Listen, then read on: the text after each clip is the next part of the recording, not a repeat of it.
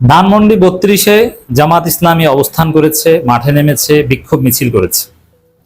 এই ঘটনা পুরো রাজনীতিকে ঘুরিয়ে দিয়েছে। ২৩ জুনকে কেন্দ্র করে যে পলিটিক্যাল ম্যাথমেটিক্স ছিল, যে ক্যালকুলেশন ছিল, সবকিছু উল্টে পাল্টে তছনছ হয়ে গেছে। এবং আমাদের সুশীলদের এবং মিডিয়ার এবং সামগ্রিকভাবে জাতি হিসেবে আমরা যে সিলেক্টিভ, আমাদের রক্তের মধ্যেই যে বৈষম্য, আজকে সেটা ফুটে উঠেছে। বাংলাদেশ কিভাবে সামনে এগোবে, কিভাবে আমরা মঞ্জিলে মকসুদে পৌঁছবো। দেখেন, ২৩ জুন আওয়ামী লীগের প্রতিষ্ঠা বার্ষিকী এবং ভারত ইসরায়েলের ষড়যন্ত্রের বিপরীতে কথা ছিল বা এক্সপেক্টেড ছিল, ক্যালকুলেশন ছিল এরকম যে আবার অনেক দিন পর আমরা সেই পুরনো দৃশ্য দেখবো, যেটা আমরা ইউনূসের আমলে মাঝে মাঝে দেখতাম, যে বিএনপি, জামাত, এনসিপি একসাথে রাজপথে নেমেছে এক দাবিতে, কমন গোল, এবং তারা এক কাতারে মিলে মিশে আওয়ামী লীগ ঠেকাও। আওয়ামী লীগ বিভিন্ন সময় ইউনূসের আমলে নাশকতার চেষ্টা করেছে, কখনো বঙ্গবন্ধু এভিনিউতে, কখনো সচিবালয়কে ঘিরে, কখনো শাহবাগে, নানান সময় আনসার লীগ, অমুক লীগ, তমুক লীগ, নানান নামে। তখনই বিএনপি, জামাত, এনসিপি একসাথে ঠেকিয়েছে। আমরা ভেবেছিলাম, it was very much expected that আবার সেই ২৩ জুন সেই দৃশ্য দেখব, যে বিএনপি, জামাত এবং এনসিপি মিলে, এমনকি আগে চরমোনাই থাকতো জামাতের সাথে, সবাই মিলে আমরা আওয়ামী লীগ পেটাবো, আওয়ামী লীগ ঠেকাবো, আওয়ামী লীগকে প্রতিহত করবো, আওয়ামী লীগকে সারা বাংলাদেশের কোথাও দাঁড়াতে দেওয়া হবে না। এটা ছিল এক্সপেক্টেড।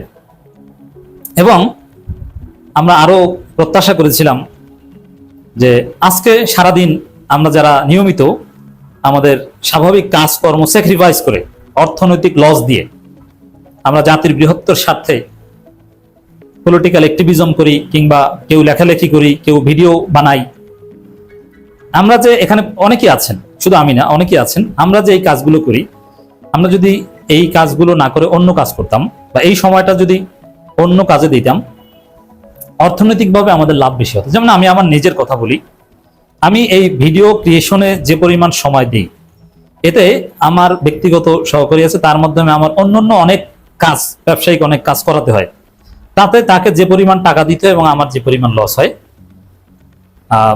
এটা অপূরণীয়। তারপরও এটা একটা প্যাশন, ভালো লাগা, এবং জাতির বৃহত্তর স্বার্থে আমরা মনে করি। এবং অনেকেই, জামাতের অনেক সিনিয়র নেতা বা বিভিন্ন যারা ভারতের আধিপত্যবাদের বিরুদ্ধে সোচ্চার, তারা অনেকেই বলে থাকেন যে না, এই কাজ ছাড়বা না, কারণ তোমার বিকল্প তৈরি হোক, তারপরে তুমি যাও, বা এখানে একটা অবস্থান তৈরি করা অনেক কঠিন। এখানে ইসলামপন্থীদের, ভারতের আধিপত্যবাদের বিরুদ্ধের শক্তির এমনিতেই দুর্বলতা, সেখানে তোমরা একটা অবস্থান তৈরি করেছো, একটু পিছপা হওয়া যাবে না। দুনিয়াবি কিছু লস হয় হোক, তারপরও এটা চালিয়ে যেতে হবে। আমরা যাই, এবং এটা আসলে ভালোও লাগে। কেমন যেন, যদি কখনো সফরে থাকি, বিমানে থাকি, এবং দেশে কোনো ঘটনা ঘটে, সেটা নিয়ে কথা বলতে না পারলে, জনগণকে সতর্ক করতে না পারলে, তার ব্যাখ্যা দিতে না পারলে ভালো লাগে না। আমাদের আজকের দিনের প্রত্যাশা ছিল, আমার রুটিন ছিল, যে আজকে আমরা কথা বলবো যে কিভাবে আওয়ামী লীগকে আর কোনোদিন ফিরতে দেওয়া যাবে না, how to protect Awami League, Awami লীগের রাজনীতি কেন বাংলাদেশে আর টিকবে না, ভারতের আধিপত্যবাদ এবং আওয়ামী লীগ এক সূত্রে গাথা, যেহেতু ভারতের আধিপত্যবাদের কবর দেওয়ার একটা প্রেক্ষাপট তৈরি হয়েছে, যদি তারেক রহমান সঠিক রাজনীতি করতে পারেন, চীন, পাকিস্তান, তুরস্ক, মালয়েশিয়া, এদের সাথে নিয়ে যদি একটা বলয় তৈরি করতে পারেন, সামরিক এগ্রিমেন্টে যেতে পারেন, তাহলে ভারতের আধিপত্যবাদের কবর রচনা হবে এবং আওয়ামী লীগ এমনিতে হারিয়ে যাবে। নানান বিষয়ে কথা বলার আমাদের প্ল্যান ছিল। এবং আওয়ামী লীগের আসলে কোনো আদর্শ আছে কিনা, এরকম পতিত ফেসিবাদী শক্তি তারা কখনো রাজনীতিতে ফিরতে পারে কিনা, ফিরলে কোন প্রক্রিয়ায় ফিরে, এখানে ট্রুথ কমিশন গঠন করার যৌক্তিক হবে কিনা, রিফাইন্ড আওয়ামী লীগকে অ্যাক্সেস দেওয়া ঠিক হবে কিনা, নানান বিষয়ে আমরা কথাবার্তা বলবো, এরকম একটা উদ্দেশ্য ছিল। এবং আওয়ামী লীগ বিভিন্ন জায়গায় ধরা পড়বে, আমরা সবাই সেটা সেলিব্রেট করব, দু এক জায়গায় উত্তম মাধ্যম খাবে, আমরা সবাই সেলিব্রেট করব, সেই ছবিগুলো দিব, এটা ছিল আমাদের প্রত্যাশা। কিন্তু কি দেখলাম, সবাই মিলে আমরা আওয়ামী লীগকে সাইজ করবো তো দূর কি বাদ, আমরা দেখেছি সবাই মিলে জামাতকে সাইজ করে। ধানমন্ডি ৩২-এ জামাত অবস্থান নিয়েছিল, মিছিল করেছে, সেখানে সাংবাদিকদের সাথে, কয়েকজন সাংবাদিকদের সাথে একটা অনাকাঙ্ক্ষিত, অপ্রত্যাশিত একটা বিচ্ছিন্ন ঘটনা ঘটে গেছে, যেখানে জামাতের কোনো ভুল নেই, কারণ জামাতের যে কর্মী বা যারা এই অন্যায় করেছে তাদের বিরুদ্ধে জামাত সাথে সাথে ব্যবস্থা নিচ্ছে, দুঃখ প্রকাশ করেছে, নানান কিছু। মানে এখন পুরো মিডিয়ার আলোচ্য বিষয়ে জামাত দুঃখ প্রকাশ করেছে, কেন্দ্রীয় জামাত দুঃখ প্রকাশ করেছে, ঢাকা মহানগর দক্ষিণ জামাত দুঃখ প্রকাশ করেছে, জামাতের কোন নেতা সে আহত সাংবাদিককে দেখতে গিয়েছে ইত্যাদি ইত্যাদি। এনসিপির লোকজনের মাঠে থাকার কথা, ধানমন্ডি 32 অবস্থান করার কথা তাদের, কিন্তু তারা মাঠে নাই। তাদের রাজনীতিতে জামাতের ফ্যানাটিক কর্মীদের থামান, জামাত এই সেই অমুক তমুক ইত্যাদি ইত্যাদি। মানে পুরো রাজনীতি 23 জুনের রাজনীতি আমি দেখছি জামাত বিরোধী রাজনীতি। এখানে আওয়ামী লীগের বিরুদ্ধে আলোচনা নেই। ছাত্রদল প্রথম একটু মাঠে ছিল, এরপরে ছাত্রদলের রাজনীতি, ছাত্রদলের অ্যাক্টিভিজম, তাদের অনলাইন কার্যক্রম পুরোটাই জামাত বিরোধিতা।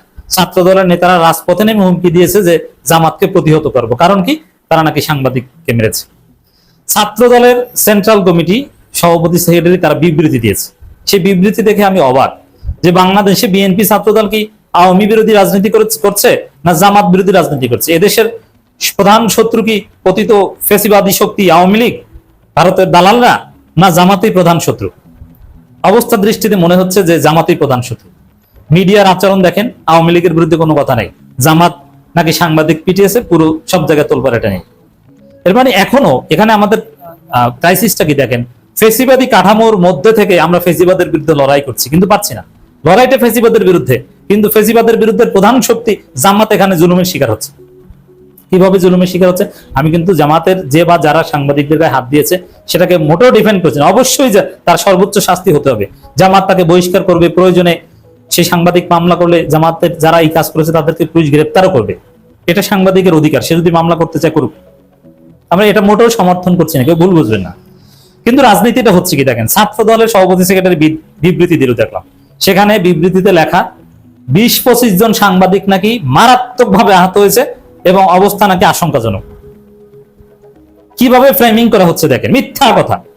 একজন সাংবাদিক আহত হয়েছে, মতান্তরে 2 জন, একজন সমকালের একজনকে নিয়ে কথা হচ্ছে এবং কালবেলার একজনকে নিয়ে সামান্য কথা হচ্ছে এই। এবং সন্ত্রাসী কায়দার হামলা, যে হামলাটা হয়েছে ভিডিওতে আপনারা দেখেছেন, এটা নিছক ধাক্কাধাক্কি। তারপর এই ধাক্কাধাক্কি অনাকাঙ্ক্ষিত এবং এরও বিচার হোক আমরা চাই, কিন্তু এখানে সন্ত্রাসী কায়দার হামলা কি দেখেছেন? ছাত্র দলের মুখে সাংবাদিক নির্যাতনের বিরুদ্ধে প্রতিবাদ করা মানায় না, কারণ এই ছাত্র দল সাংবাদিকদেরকে পিটায়, আহত করে এবং তারা কোনো সাংগঠনিক ব্যবস্থা নেয় না। শাহবাগ থানায়, ঢাকা বিশ্ববিদ্যালয়ে শাহবাগে দেখেছেন না, সাংবাদিকের কানের পর্দা ফাটিয়ে দিয়েছে। বিভিন্ন হলে সাংবাদিক মারে নিয়মিত, এটা তাদের কাছে দুধ ভাত পান্তা ভাত, নিয়মিত মারে, কিন্তু কিছুই হয় না। কিন্তু এখানে জামাতকে প্রতিহত করতে, মানে ছাত্র দলের কয়েকজন নেতার বক্তব্য শুনলাম ভিডিওতে, তারা এমন ভাব নিচ্ছে যে জামাতকে পিটাবে। কেন? জামাত নাকি সাংবাদিক মারছে। আওয়ামী লীগ পিটাও, আওয়ামী লীগ ধরো, এটা নাই হয়ে গেছে। জামাত পিটাও, জামাত ধরো। জামাত তো বেকায়দায় পড়েছে, কারণ পুরো এস্টাবলিশমেন্ট ফেসিবাদী, পুরো এস্টাবলিশমেন্ট জামাতের বিরুদ্ধে, মিডিয়ার যে মিডিয়া অ্যাপারেটাস কমপ্লিটলি জামাতের বিরুদ্ধে, যার ফলে সারাদিনের রাজনীতি, মানে রাজনীতির কেন্দ্রবিন্দুতে জামাত বিরোধিতা, সমস্ত রাজনীতির কেন্দ্রবিন্দু জামাত বিরোধিতা, এনসিপি ও বিএনপি সবাই। জামাত ডেফিনেটলি এখানে মজলুম, এবং জামাতকে এখান থেকে শিখতে হবে যে তাদের জন্য বাংলাদেশের রাজনীতি কতটা কঠিন। অতএব জামাতকে আরো দূরদর্শী হতে হবে এবং এই সাংবাদিক হামলার বিচার তাদেরকে করতে হবে, যথাযথ পদক্ষেপ নিতে হবে। যেসব কর্মীরা এই কাজ করেছে তাদেরকে বহিষ্কার করতে হবে।